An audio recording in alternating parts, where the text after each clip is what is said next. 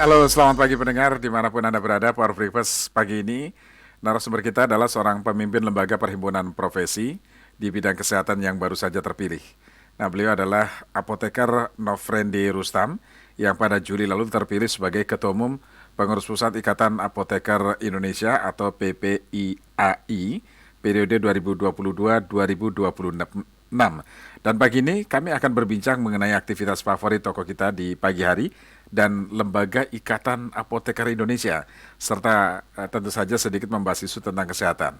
Ya, nanti kami buka line telepon untuk Anda bergabung bersama kami 0215869000, SMS WhatsApp di 0811806543.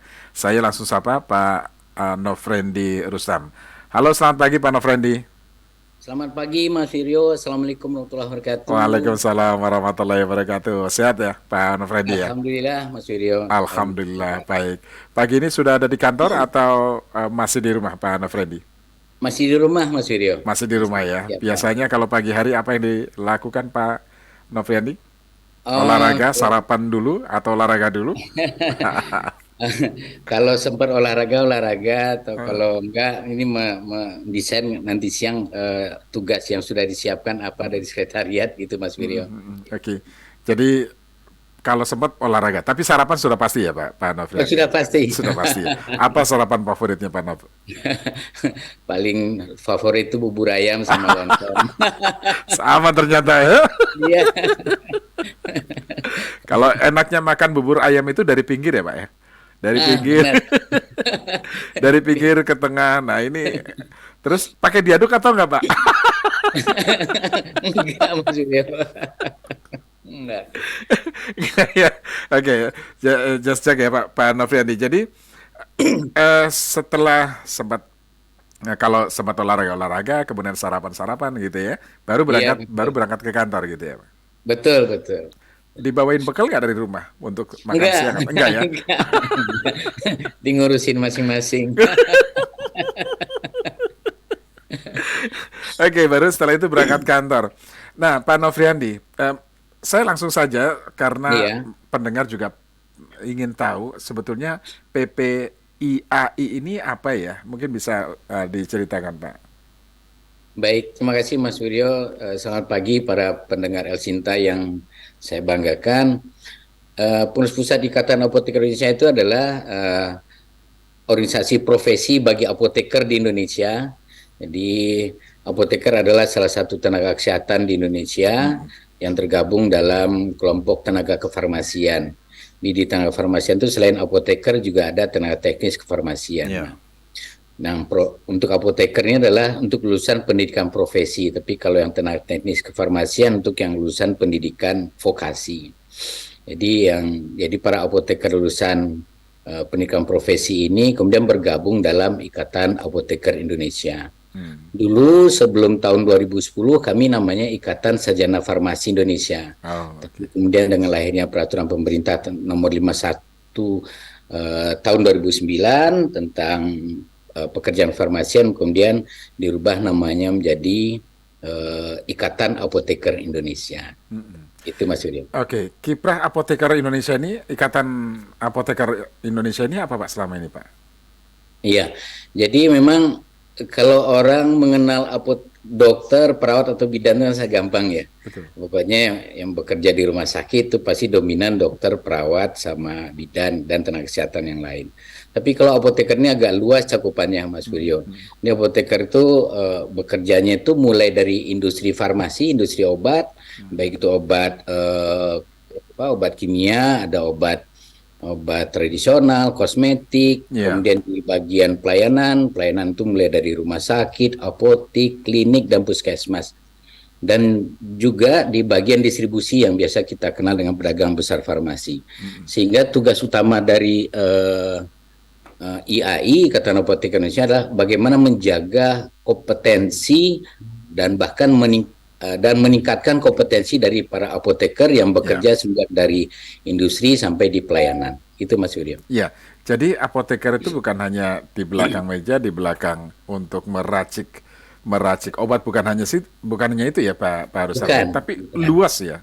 Sangat luas Mas Ibu ya. Jadi ini tugas kami selama ini untuk membranding apoteker ke masyarakat supaya masyarakat lebih gampang mengenal tentang Iya, lebih gampang mengenali, lebih gampang tahu bahwa tugasnya ternyata sangat luas sekali, bukan hanya apoteker. meracik obat-obatan. Kira-kira begitu ya, Pak? Memberikan Betul. resep dan Jadi sebagainya. kami sering mengistilahkannya sejak dari Mm-mm. hulu dari pembuatan obat sampai ke hilir, sampai penyerahan obat kepada pasien. Itu tugasnya apoteker. Iya, baik. Nah, apakah IA ini juga menghimpun seluruh apoteker yang ada di Indonesia? Atau Iya masih betul. banyak yang di luar organisasi ini, Pak? Saat ini IAI adalah satu-satunya organisasi profesi apoteker di Indonesia. Hmm. Itu juga berdasarkan SK dari Kemenkumham yang sebagai landasan badan hukum dari Ikatan Apoteker Indonesia. Jadi semua apoteker Indonesia bergabung ke Ikatan Apoteker Indonesia. Oke, jadi semuanya ya, semuanya Iya, tergabung. Nah, artinya mereka apoteker ini sangat pertama terverifikasi sudah pasti, kemudian terkontrol kinerjanya dan sebagainya sangat termonitor ya Pak. Kalau ada apa-apa, pasti sudah langsung bisa ditangani. Kira-kira begitu. iya betul, betul. Oke. Nah, kita tahu bahwa baru-baru ini kan ada sekitar 150 anak-anak yang meninggal dunia setelah mengalami gagal ginjal ya. Kalau tidak salah. Nah, kemudian BPOM kan juga menghentikan sementara penggunaan obat sirup dan lain sebagainya ketika itu. Nah, bagaimana tanggapan dari PPIAI ini, Pak? Baik, iya. Eh, Kami dalam masalah kasus gagal ginjal akut ini tentunya juga membantu pemerintah dalam mensosialisasikan surat-surat edaran dalam hal penanganan, baik itu dari Kementerian Kesehatan maupun dari Badan POM.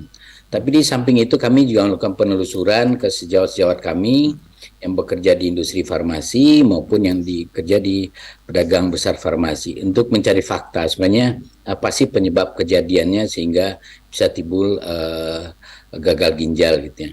Itu Mas Wiryo, dan juga Ya. kami membantu teman-teman yang di pelayanan supaya juga terhindar dari risiko hukum karena adanya pelarangan sementara oleh pemerintah pelayanan untuk obat sirup. Gitu. Jadi semua ketika sudah instruksi turun, semuanya langsung menghentikan juga ya semuanya ya, Pak? Betul, betul. Kami juga ikut memastikan bersama kami punya pengurus di daerah di semua provinsi, kami punya pengurus cabang di semua kabupaten kota. Jadi kami memastikan edaran pemerintah itu bisa terlaksana dengan baik gitu. Baik. Nah, bagi mereka para anggota-anggota apoteker ini, kata apoteker ini apa hak yang mereka dapatkan? Misalnya hak dan kewajiban, mereka juga harus secara berkala mengupgrade kemampuannya atau apa begitu, Pak? Iya, jadi tenaga kesehatan itu umumnya sama ya. Jadi tenaga kesehatan itu adalah profesi yang high regulated. Jadi sangat banyak aturan yang mereka harus patuhi. Dan secara umum tenaga kesehatan Indonesia itu uh, punya kewajiban yang pertama adalah uh, memperbaharui keilmuannya setiap tahun sehingga itu menjadi dasar untuk penerbitan surat tanda registrasinya setiap 5 tahun sekali. Jadi dia setiap Ya. 5 tahun sekali harus registrasi dengan cara portofolio pengumpulan satuan kredit partisipasi. Nah, dari surat tanda registrasi itulah kemudian dia memperbaharui surat izin prakteknya. Ya. Gitu. Jadi Oke. memang ada siklusnya gitu, Mas Wiryo. Jadi mulai dari siklus 5 tahun sekali dia harus memperbarui sertifikat kompetensinya untuk menyatakan bahwa dia masih kompeten. Dari sertifikat kompetensi itu kemudian diterbitkanlah surat tanda registrasi oleh pemerintah melalui konsil. Kemudian dengan surat tanda registrasi itu kemudian dia perbarui surat izin prakteknya yang dikeluarkan oleh pemerintah daerah melalui pelayanan terpadu satu pintu. Jadi ada siklus 5 tahunan Ya. dan setiap tenaga kesehatan itu sama semua. Jadi selalu diperpanjang terus ya, Pak, di-upgrade terus Betul, betul. keanggotaannya. Iya. Oke. Yang di-upgrade bukan keanggotaannya, tapi adalah eh, kemampuannya, Oh, kompetensinya sebagai kemampuannya tenaga ya kesehatan. di-upgrade. Nah, terus keanggotaannya, dia mesti harus ada sertifikasi lagi tidak untuk tetap sebagai anggota IA ini? Kalau untuk keanggotaan hanya registrasi setiap setahun Ah, sekali. oke. Jadi itu otomatis kebetulan untuk IAI kita sudah punya program yang namanya Sistem Informasi Apoteker disingkat dengan SIAP. Jadi kami pelayanan sejak awal 2020 sebelum pandemi, Ya. kami sudah menggunakan aplikasi Siap untuk pelayanan keanggotaan, dan itu berguna untuk resertifikasi setiap 5 tahun sekali, dan juga sudah tersambung dengan aplikasi untuk registrasi di konsil setiap 5 tahun sekali. Jadi Oke. otomatis. Baik, Pak Rustam, kita buka line telepon, ya. Kita beri kesempatan pendengar yang ingin bertanya langsung, boleh ya? Oke, kami buka line telepon sekarang di 0215869000, SMS atau WhatsApp di 0811806543. Kami masih membahas mengenai kiprah dari Ikatan Apoteker Indonesia bersama Ketua Umumnya, Apoteker Nofrendri Rustam di 0215869000. Saya langsung sapa Pak Solahuddin. Pak Solahuddin di Ciputat ya. Halo Pak Solah. Ya, baik Mas Suryo. Ya, Kabar silakan. Baik, silakan Pak. Ya, selamat pagi Pak Nofredi ya. Iya. Selamat pagi Pak Solahuddin, Assalamualaikum. Semoga sehat selalu. Amin. Ya, Amin. saya kira menarik dan saya ingin memberikan selamat kepada Bapak yang sudah terpilih menjadi Ketua Ikatan Apoteker Indonesia. Saya kira posisi mulia ini ya Mas ya, yang Ya. luar biasa karena bisa Betul. membantu masyarakat untuk menaikkan kesehatannya. Ada 2 pertanyaan Mas Wiryo, izin ya. Silakan Pak. Pertama itu adalah, saya kira apoteker ini yang saya temui ya di sekitar daerah saya kalau beli obat-obat itu, standar harga itu di setiap apotek itu beda, Mas ya. Obatnya Jadi, sama. ya, obatnya sama ya Oke. kan. Jadi saya kan peneliti ya, jadi saya tahu ya.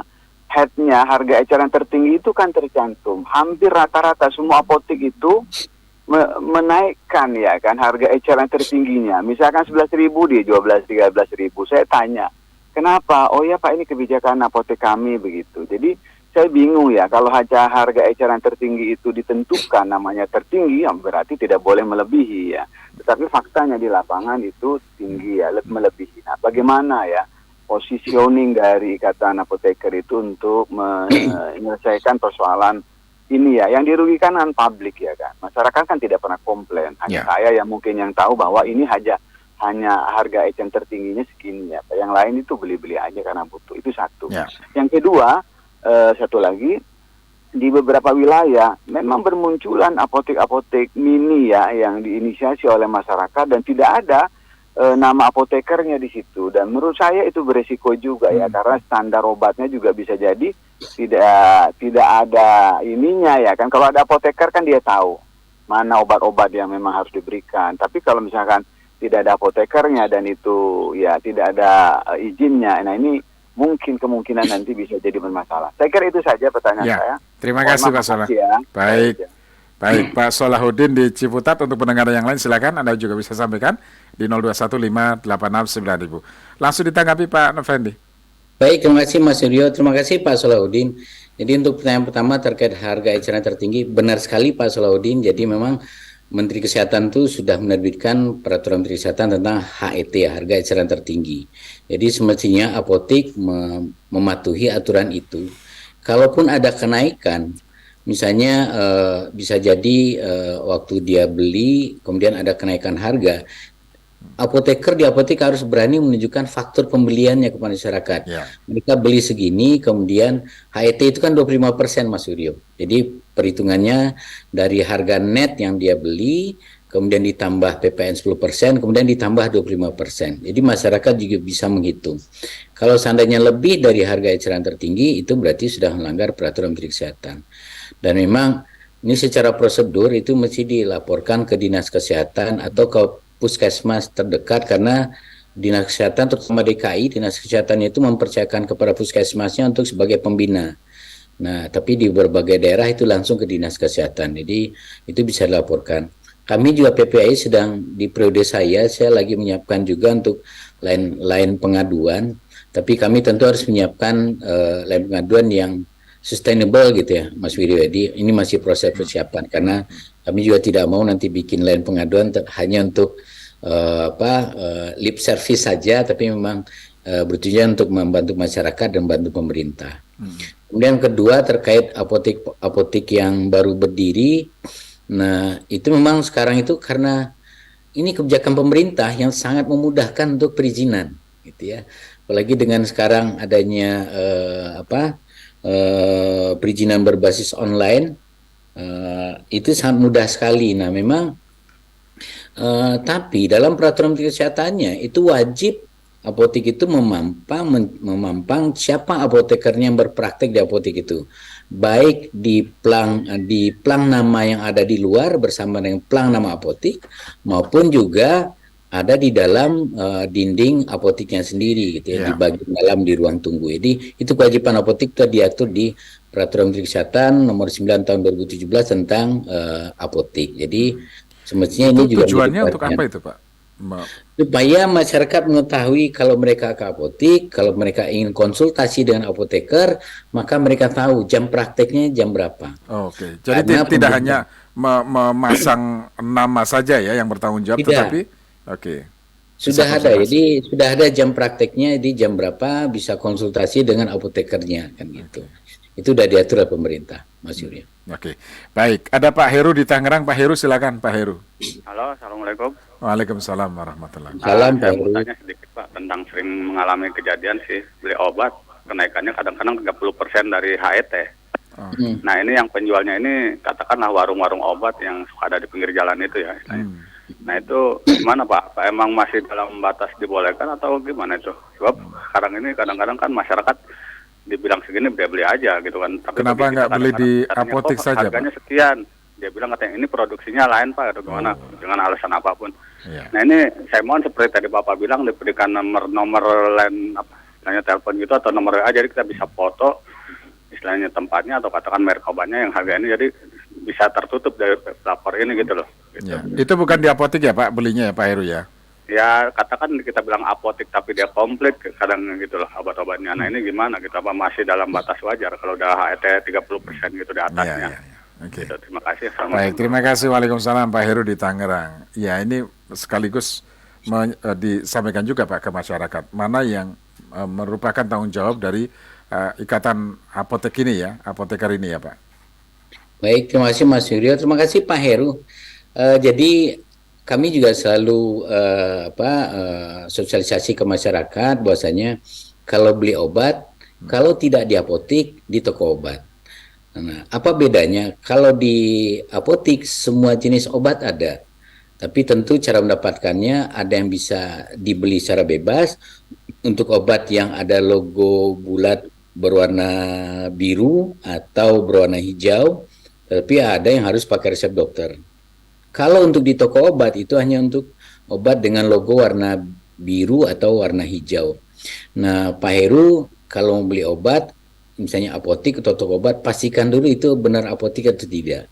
Kalau apotek sudah pasti ada tulisan apotek secara besar, kemudian juga seperti yang disampaikan sebelumnya, akan terpampang papan nama praktik apotekernya. Jadi itu bisa dipastikan. Kalau ciri-ciri itu tidak ada, nah itu perlu ditanyakan, jangan-jangan itu bukan apotek dan juga bukan toko obat. Toko obat pun demikian, selain nama toko obat juga akan terpampang nama tenaga teknis kefarmasian yang bertanggung jawab di toko obat itu. Itu wajib dipasang oleh si toko obat. Kalau tidak ada itu bisa dipastikan itu bukan apotek atau bukan toko obat sebagai sarana kesehatan. Itu Pak Heru. Baik. Nah, apakah untuk menjadi seorang apoteker ya, dari SMK apoteker kemudian kuliah ada jurusan apoteker atau keperawatan dan apakah termasuk pegawai negeri? Ini pertanyaan dari Pak Faisal ya. Kemudian Ikatan Apoteker Indonesia ini didirikan lebih kepada pertimbangan pendidikan vokasi atau sistem kesehatan, Pak. Ya, apakah di dunia internasional juga dikenal profesi apoteker ini? Ini pertanyaan Pak Gunaryo. Sebelum ditanggapi saya sapa ada Pak Martinus di Bogor. Pak Martinus silakan Pak Martinus. Selamat pagi, Pak. Pagi Pak, suaranya terputus-putus ya Pak Martinus. Oh iya, selamat pagi. Pagi silakan Pak Martinus. Sudah jelas? Ya, lumayan Pak, silakan. Oke, terima kasih. Selamat pagi Pak Novendri. Selamat pagi Pak. Ya, saya sejawat Bapak dari Kabupaten Bogor. Saya kebetulan di sarana pelayanan Pak dan kebetulan owner dari apotek. Jadi selamat dulu untuk Pak Novendri untuk ketua IAI ya. Iya, ketemu. Terima kasih Pak. begini Pak, menanggapi saya dengar tadi ada dua pendengar sebelum saya. Memang saya hanya sekedar untuk menanggapi dan ada sedikit saran dan nanti untuk yang penjualan obat di atas HET. Nah, kita sebagai apoteker di apotek itu kadang-kadang punya dilema Pak. Artinya itu kita beli dari PBF itu sudah dengan harga yang baru, sementara HET yang tertera dalam kemasan itu masih HET lama. Jadi kita diberikan produk dengan HET lama tapi dengan harga baru. Nah itu kadang-kadang terjadi, faktur itu sudah malah di atas HET. Nah itu satu hal. Nah untuk yang Pak Heru tadi apa ya Mas Wiryo ya? Iya, jadi HET-nya itu di atas HET 30% ya, di atas HET. Dan kalau misalnya mau melaporkan itu gimana caranya? Nah, itu kalau masyarakat itu kalau memang beli seperti Pak Novendri bilang di atas HET itu memang perlu ditanya, sekedar ditanya. Terus kalau memang saran untuk terkait dengan Pak R itu adalah ini sekedar tambahan saran juga buat Pak Novendri juga, di mana mohon ada koordinasi dengan aparat terkait terhadap penjualan obat-obat, terutama daftar G yang ada di tempat-tempat yang memang ilegal, Pak. Itu sangat mempengaruhi, karena apoteker ini kan selain kita terikat etika profesi sebagai tenaga kesehatan, di sisi lain kalau kita berusaha apotek itu kan kita bisnismen juga ya. Jadi terkait hal itu, sarana pelayanan ilegal itu dalam artian apa ya, di luar yang ada itu. Pak Martinus mulai putus-putus nih suaranya Pak Martinus. Ya, mulai putus-putus. Sementara cukup dulu Pak Martinus ya, yang tadi saja lumayan nih terdengar ya. Oke, nanti dibantu lewat WA Pak Martinus, dibantu lewat WA ya supaya lebih bisa saya sampaikan secara utuh ya, tidak terputus-putus. Terima kasih Pak Martinus. Baik, langsung ditanggapi Pak Novandi. Baik, saya tanggapi yang Pak Martinus. Jadi sebenarnya tadi juga sudah saya jelaskan. Jadi kalau memang ada harga obat kita beli dengan HET lama, tapi harga di fakturnya adalah harga baru, kita juga bisa mendidik masyarakat, perlihatkan fakturnya berapa, kemudian kalau obat ini kan juga ada nomor batch-nya, Mas Wiryo. Jadi juga identifikasi yang jelas. Oh, ini obat dengan nomor batch sekian, kami beli dengan harga sekian. Ini tidak sesuai lagi nih dengan HET yang tercantum di kemasan misalnya. Ini kalau sekiranya HET di kemasan berbeda dan di blister itu berbeda dengan harga pembelian. Itu bisa dilihatkan ke masyarakat. Karena ada fakturnya, semua kan bisa terbuka. Manajemen apotek itu terbuka berapa profit yang diambil. Itu Mas Widyo. Nah, untuk dari penanya sebelumnya itu terkait organisasinya apoteker. Kalau di dunia, apoteker itu dikenal dengan istilah farmasis. Jadi kalau apoteker ini kan karena kita jajahan Belanda, di Belanda memang dikenal dengan apoteker. Iya. Tapi kalau di dunia internasional sekarang lebih dikenal dengan farmasis. Farmasis ya. Iya, nah kita juga tergabung dalam organisasi farmasis dunia FIP yang setiap tahun menyelenggarakan kongres dan IAI selalu ikut bergabung dalam kegiatan kongres dari FIP setiap tahun.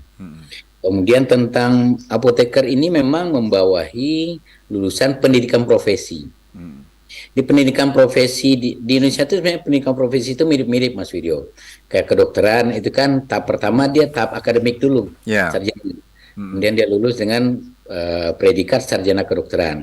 Kemudian koas selama sekitar 2 tahun. Koas itu merupakan bagian pendidikan profesi sehingga kemudian menjadi dokter. Nah, cuman di kedokteran ada tambahan 1 tahun lagi intensif sebelum bisa praktek.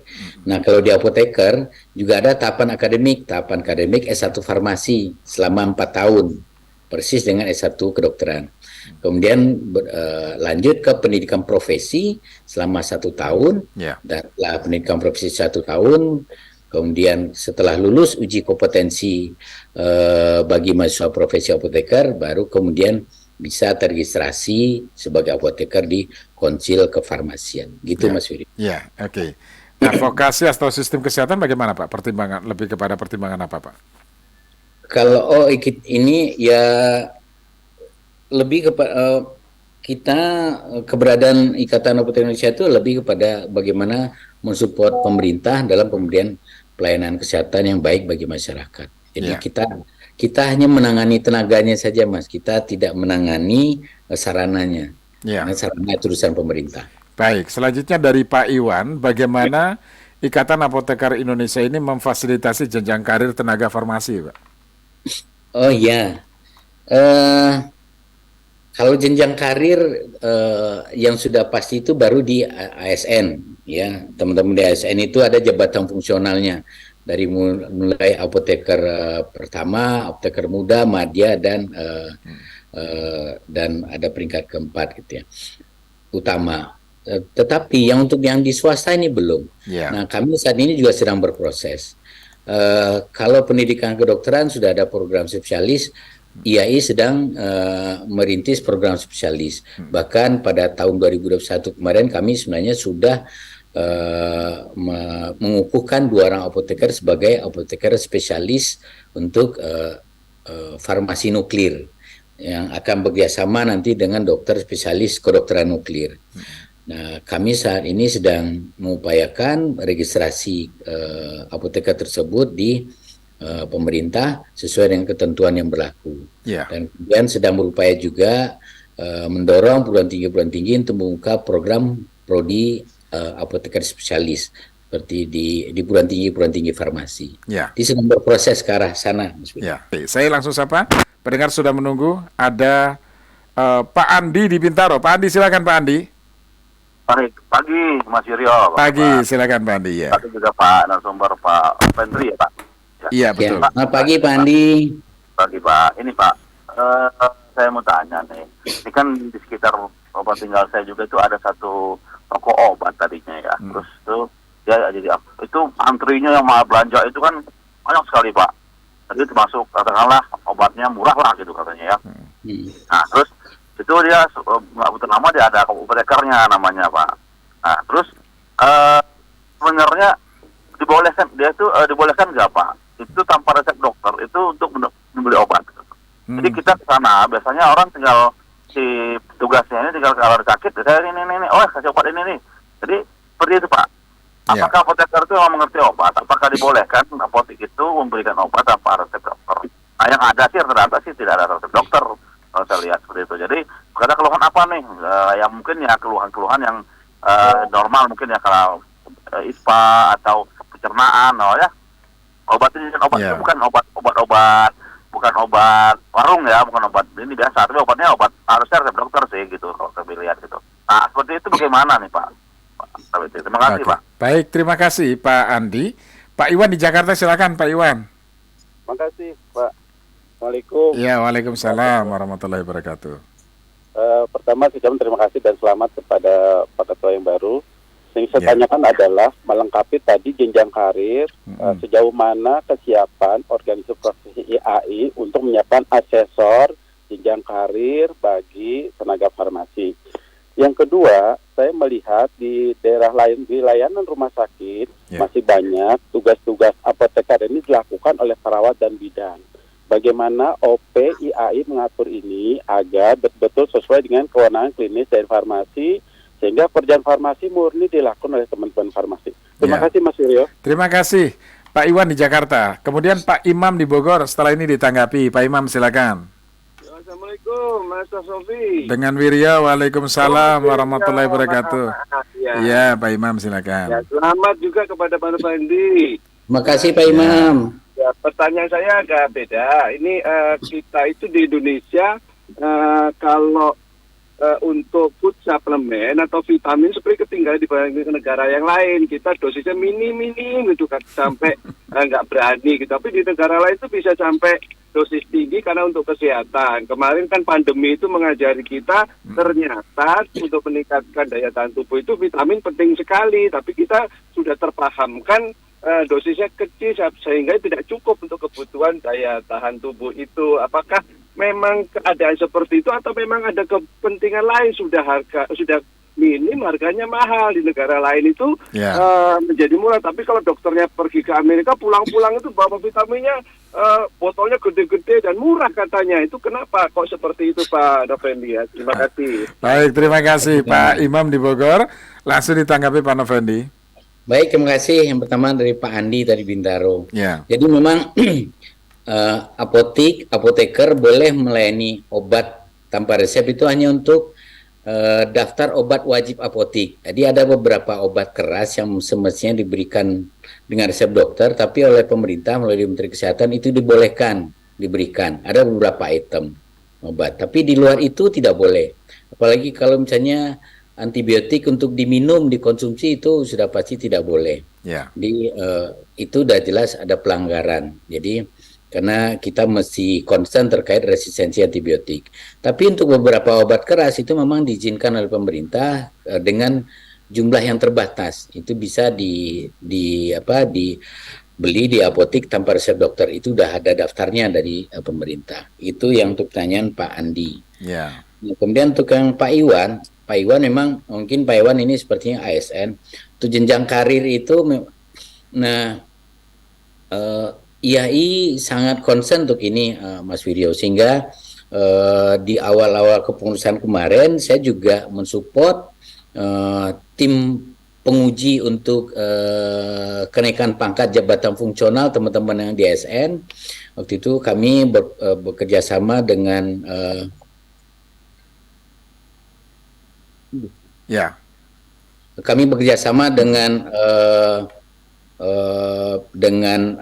Bapelkes Ciloto untuk melaksanakan pelatihan penguji. Waktu itu satu kelas ada 30 orang, kemudian 30 orang satu kelas pertama itu ditanggung oleh PPIAI, kemudian satu kelas kedua 30 orang itu ditanggung oleh pengurus daerah masing-masing yang mengusulkan. Jadi kami sangat penting ini.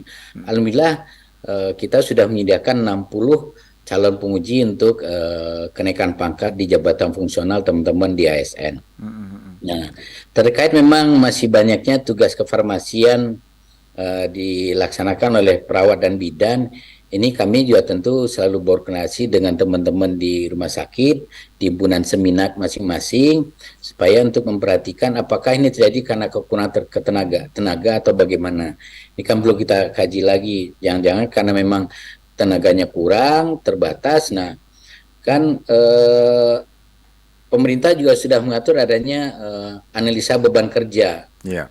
Nah, itu perlu disampaikan, kebutuhannya semestinya segini, jadi perlu ada rekrutmen baru. Itu Mas Wiryo, tanpa kita menyalahkan pihak lain. Makasih. Baik, iya. Nah, ini kembali ke pertanyaan kemarin kan rancangan undang-undang Omnibus Law ini kan di bidang kesehatan ya, ini kan ternyata mendapat respon dari banyak tenaga kesehatan, para dokter dan lain sebagainya, termasuk juga ratusan tenaga kesehatan apoteker dan lain sebagainya ya. Nah, sebetulnya apa sih yang ingin disampaikan dalam aksi tersebut, Pak? Tujuan di DPR kemarin itu apa, Pak? Jadi gini Mas Wiryo, ini kan kita menyangkut konsistensi pemerintah ya. Sebab undang-undang yang akan digabung ke RUU Omnibus Law itu ada undang-undang yang produk 2019, undang-undang tentang kebidanan.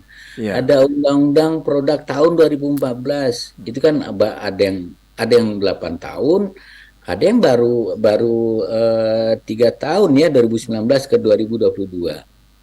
Nah, ini kan lihat tidak konsisten. Artinya teman-teman yang terutama kebidanan keperawatan ini baru menata sesuai dengan undang-undang yang dihasilkan oleh pemerintah dan DPR. Yeah. Baru menata peraturan pelaksananya oleh Kementerian Kesehatan. Jadi ini baru bergulir nih, sehingga organisasi ini kan juga menyesuaikan dengan penataan dari pemerintah. Nah, mereka khawatir kalau ini diterbitkan undang-undang baru, yang penataan yang sudah mereka lakukan dan itu butuh investasi yang luar biasa, itu akan diulang lagi dari nol. Itu yang dikhawatirkan oleh mereka. Jadi ini bukan masalah kehilangan pengaruh atau kehilangan kekuasaan, bukan. Jadi artinya untuk menyesuaikan dan regulasi itu kan butuh waktu, butuh investasi, dan butuh SDM. Itu yang sebenarnya dikhawatirkan pemerintah. Jadi makanya teman-teman itu sepakat, ya kalau memang ada yang urgen itu saja yang ditata ulang. Kalau misalnya Cukup dengan peraturan Menteri Kesehatan, ya cukup dengan peraturan Menteri Kesehatan aja, tidak harus pakai undang-undang kan Ya. gitu. Jadi itu sebenarnya yang kekhawatiran Mas Yudi. Baik. Baik, Pak Nafendi, kita sapa selanjutnya ada Pak Ali di BSD Tangerang Selatan. Pak Ali, silakan Pak Ali. Baik, selamat pagi. Pagi Pak Ali. Ya, selamat Pak atas jabatannya. Terima kasih Pak Ali. Ya, saya sih hanya begini membandingkan pertama dari sisi harga. Ya. Saya ini mengkonsumsi obat jantung ya, pengencer darah. Ya. Saya beli di sini, nggak mau sebut merek ya. Jadi Ya. saya beli di Indonesia, selalu di sini. Pas saya ke New Delhi, harga di Indonesia 1 butir Pak, saya dapat 1 strip di New Delhi, di India. Obatnya sama? Sama, persis. Merek sama, persis. Produksinya Merek sama? Sama. Saya juga kaget Pak, saya juga diajak sama. Barangkali itu produksi di India jadi lebih murah barangkali Pak? Iya mungkin, tapi saya bingung. Enggak, mereka mah sama produksi dari negara lain kan itu. Oh, bukan dari India? Bukan dari India. Ini kan yang dapat, yang ngomong sama saya rekan saya di sana ya. Pak, Bapak mau coba nggak, mau buktikan nggak bahwa kita obat lebih murah, diantar ini saya ke toko apotek gitu ya. Saya bilang coba ini, kan saya hafal tuh merek-mereknya. 1 strip saya dapat dengan harga 1 butir di Indonesia. Saya ya Allah Akbar, jauh banget. Ya udah, kesempatan ini saya beli agak lumayan, enggak beberapa strip lah gitu, saya bisa bawa gitu ya. Dan kesempatan ini nanya langsung ke Pak Nafendi ya, kira-kira kenapa sih lebih mahal? Baik. Terima kasih Pak Ali. Ada pertanyaan yang kedua nih Pak. Ada perbaikan SOP pelayanan di apotek. Di daerah saya ada beberapa apotek besar loh Pak. Iya. Yang saya lucu Pak, kalau kita beli obat, dia nanya nih, kan kita beli obat banyak ya Pak, dia nanya, mau pakai plastik ya Pak gitu ya. Bilang, kenapa sih Mbak nanya begitu gitu kan? Kenapa sih nggak di-include dalam harga gitu ya? Kok Mbak kalah sih sama tukang buah gitu? Saya nggak ditanya. Iya, tukang buah ngasih buah nggak nanya. Saya tanya kenapa sih? Iya Pak, ini mesti tambah bayar 200. Oke, kita dapat poinnya ya Pak. Terima kasih Pak Ali di BSD. Kemudian ada Ibu Tina di Jakarta. Bu Tina, halo Bu. Halo Pak. Iya Bu. Halo Tina. Silakan pagi Bu. Saya mau ini, bagaimana ya Pak ya untuk apotek yang nakal, karena saya pernah punya perawat bapak saya itu, dia keluar kerja dari apotek karena nggak kuat, dia hati nuraninya nggak kuat Kak, karena disuruh itu loh Pak, mengecap obat yang sudah expired di stempel yang jeglok-jeglok itu loh. Itu kira-kira mungkin diperpanjang berapa ya, 10 bulan atau apa. Dia nggak kuat mentalnya gitu Pak. Jadi yang sudah expired itu dirubah, dijeglok lagi Pak. Dihapus, diratakan apa dijeglok lagi. Tugasnya suruh itu. Terus itu tolong Pak diawasi, itu mungkin perlu itu kan sekarang orang bahaya kan, orang sudah sakit kayak gitu, obat kayak gitu. Terus dan lagi ini bagaimana cara mendeteksi obat kalau kita beli di apotek tapi palsu itu loh Pak, kan banyak tuh palsu ya. Mereknya sama, ada yang dipalsu gitu loh Pak. Nah itu kita ngeri juga loh, udah kayak gitu kan bahan kimia ya. Kita dapat poinnya ya Bu Tina ya. Nanti ditanggapi Pak Nafendi. Nah ini nyambung nih yang ditanyakan Bu Tina dari Pak Hanafi di Bandung. Bagaimana mengkonsumsi obat yang masa berlakunya lewat 1 tahun Pak? Apakah masih aman untuk dikonsumsi? Nah silakan Pak Nafendi. Baik, terima kasih Mas Widyo. Pertama tanya dari Pak Ali tentang harga obat. Di obat Indonesia yang beredar itu kan ada 2 macam ya Pak. Ada obat bermerek dagang, ada 3 sebenarnya. Ada obat paten. Berpaten itu artinya dia masih punya hak paten selama 10-15 tahun. Kemudian ada obat bermerek dagang dan ada obat generik. Dan ini memang harganya berbeda-beda. Kalau mau yang murah berarti kita beli harga obat generik. Obat bermerek dagang itu sebenarnya sama dengan obat generik tapi dikasih merek sesuai dengan produsennya. Sebenarnya itu obat generik tapi dikasih merek dagang sesuai produsen. Nah, jadi sebenarnya antara merek dagang dan generik itu sama saja kan gitu. Cuma memang dalam hal harga berbeda. Nah, mungkin yang dimaksud oleh Pak Ali tadi bisa jadi itu adalah obat merek dagang. Jadi memang kalau ini kan tergantung si produsennya. Produsen yang di Indonesia maupun produsen Indonesia punya kalkulasi harga masing-masing. Jadi kalau mau yang murah memang tinggal dilihat isi kandungan dari obat bermerek dagang itu apa, terlihat, kemudian bisa beli yang generiknya Pak Ali, itu saya yakin lebih murah. Dan kualitasnya sama, karena itu yang dijamin oleh pemerintah melalui Badan POM. Nah, harga obat Indonesia sebenarnya saat ini ada yang jauh lebih murah lagi, Mas Wiryo, itu harga obat yang digunakan untuk pelayanan Jaminan Kesehatan Nasional, JKN. Ya. Oh, harganya menurut kami bukan lagi turun, tapi udah terjun payung, sehingga nilai sosialnya juga hilang dari harga obat ini. Ini cukup menarik memang kalau kita membahas tentang harga obat. Nah, kemudian terkait SOP pelayanan, nah ini mah subjektif nih Pak, nanti kami juga akan sosialisasi ke teman-teman. Ini kayak di supermarket nih jadinya. Untuk Bu Tina di Jakarta, nah kami perlu memastikan ini benar apotek atau bukan gitu ya. Sebab kalau apotek itu ada apotekernya. Ini kami bisa pastikan ini kemungkinan besar karena apotek itu kan hanya yang lebih banyak dimiliki oleh investor, Mas Wisrio, bukan dimiliki oleh apoteker. Saya khawatir ini apotek yang dimiliki oleh investor, yang investornya memang tidak taat hukum, sehingga melakukan perbuatan-perbuatan tercela seperti merubah expired obat. Kalau memang ini adalah apotek, ini bisa sekali lagi bisa diadukan ke Balai POM. Kalau di Jakarta berarti ke Balai POM, Balai Besar POM di Jakarta, atau paling enak laporkan tuh paling gampang tuh ke Puskesmas deh kalau Jakarta, karena Jakarta tuh saking luasnya, sarana kesehatannya banyak, oleh Sudin Kesehatan itu sudah diberikan kepercayaan kepada Puskesmas sebagai pembina. Sehingga ini bisa dilaporkan ke Puskesmas terdekat sebagai pembina wilayah untuk ditindak kalau ada kejadian-kejadian seperti ini. Karena ini kan tentu membahayakan masyarakat. Itu Mas Widyo. Terkait obat, kalau sudah expire 1 tahun sebaiknya tidak digunakan, Pak Hanafi, karena kita tidak tahu nanti apakah nanti efeknya ke tubuh seperti apa. Ini kan tidak bisa digaransi. Itu Mas Widyo. Oke, bagaimana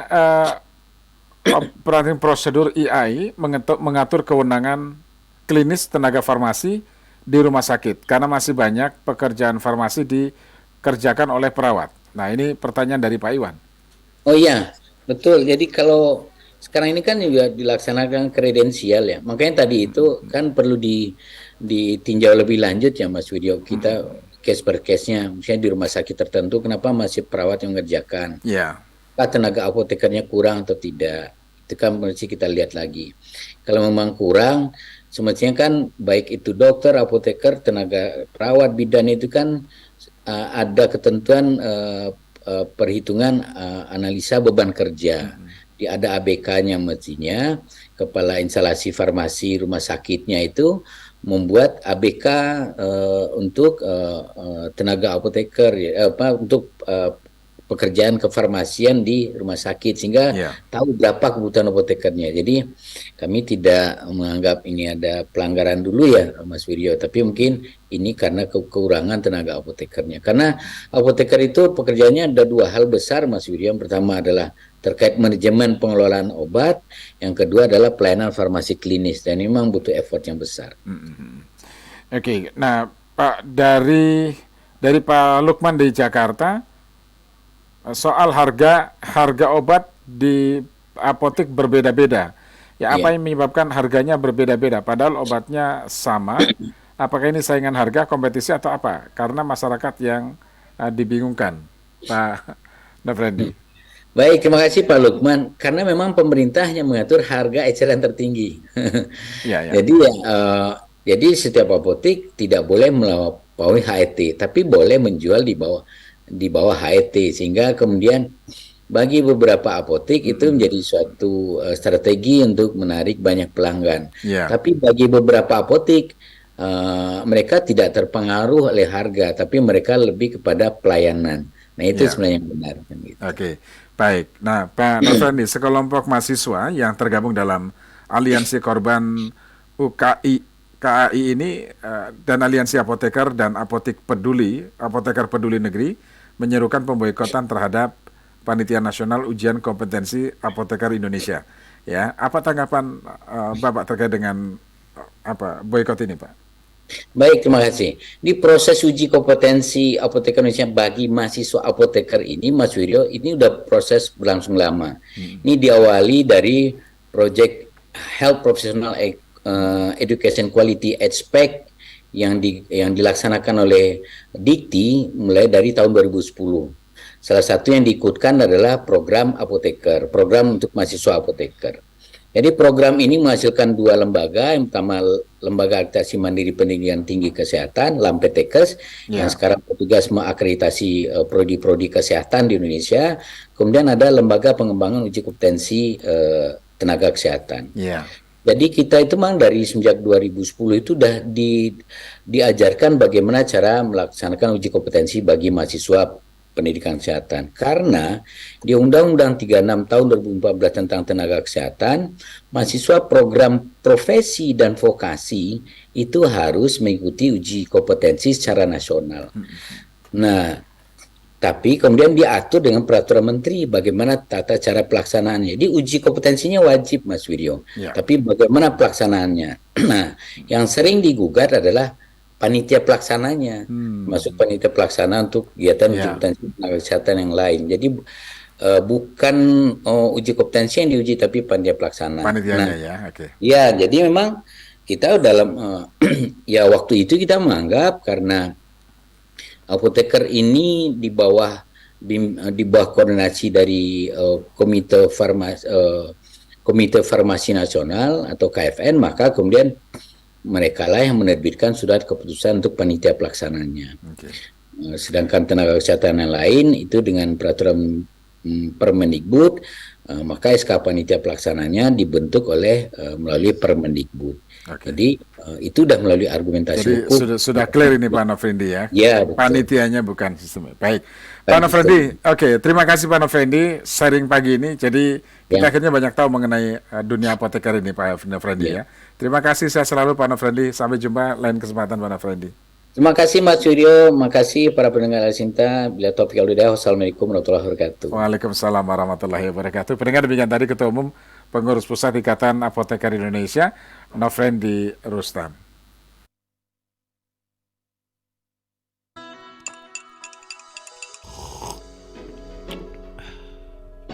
Power Breakfast.